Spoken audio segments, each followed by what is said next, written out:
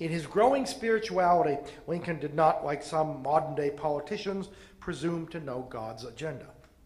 Still less did he arrogate to himself the role of national theologian. Nevertheless, his death on Good Friday struck powerful chords among his contemporaries. Even now, 140 years after his funeral made its mournful trek across the Illinois prairie, he remains as vital a part of America's future as he is a venerated relic of our past.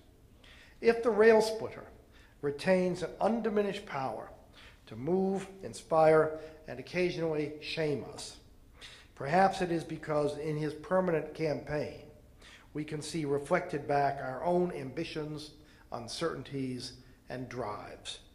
Out of his fiery trial emerged the soldier of freedom, for whom preserving the Union supplied both a unity of purpose and a ticket to that secular immortality he had first glimpsed as a boy, spellbound by Weems's Life of Washington.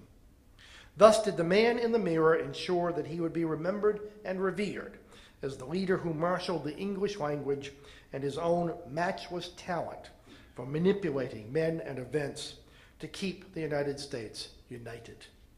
After a century and a half, he remains the president against whom all others are measured. Thank you very much.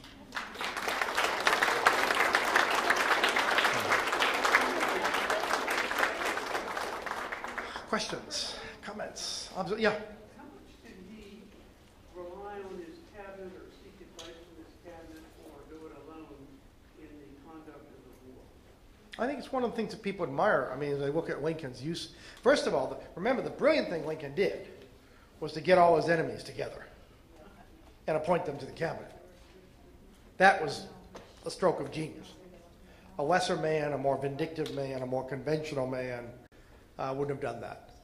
That was the first real sign that this is not an ordinary politician. So he brought all of these people together.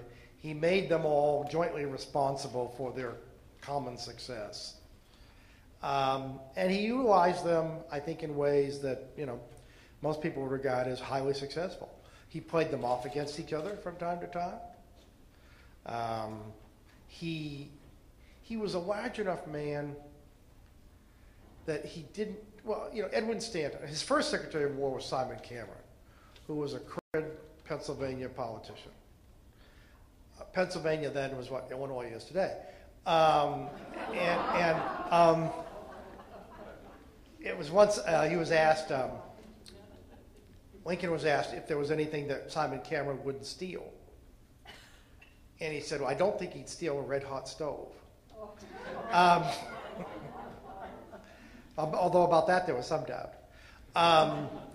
Cameron was bundled off. He was scapegoated to some, he made a very good scapegoat for the failures of the Union Army early on. And who did Lincoln bring in? Edwin Stanton. Now, Edwin Stanton had been in the Buchanan administration.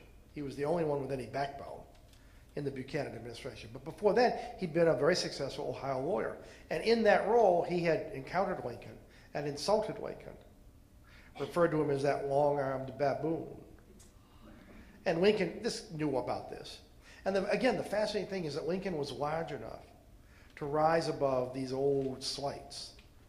I can think of some presidents probably who couldn't do that.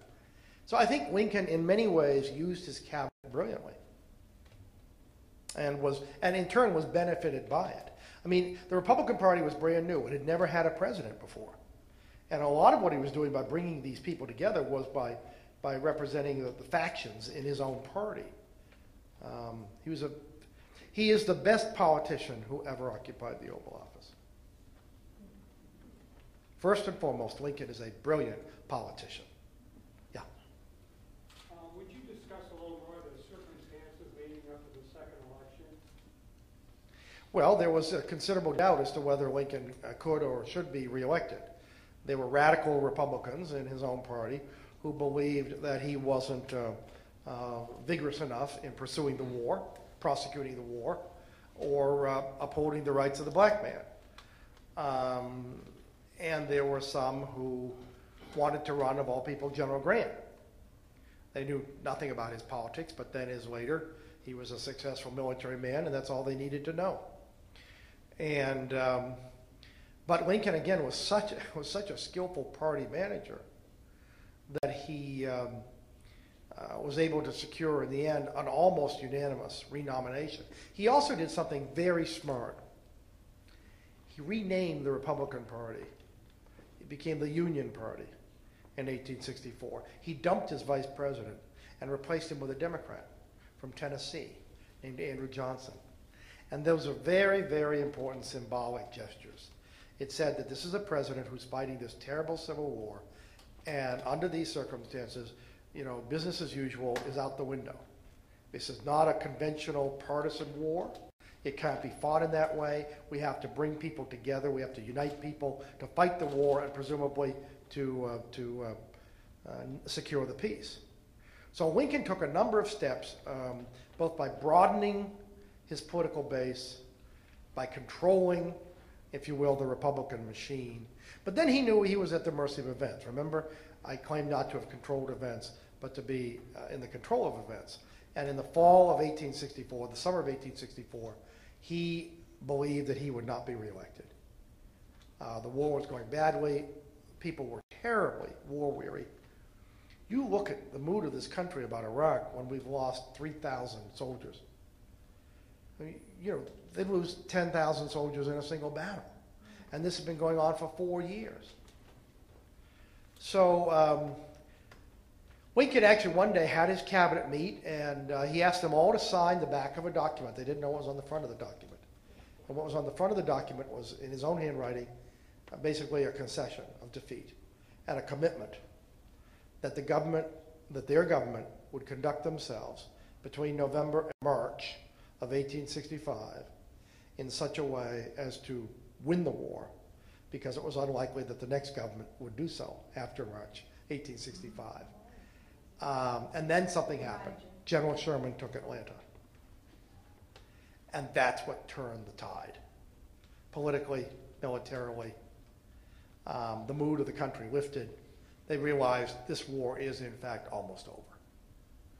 Because once the backbone of the Confederacy was broken, and Sherman was marching to the sea, there was no question that the South could come back from its military condition. So, yeah. While he was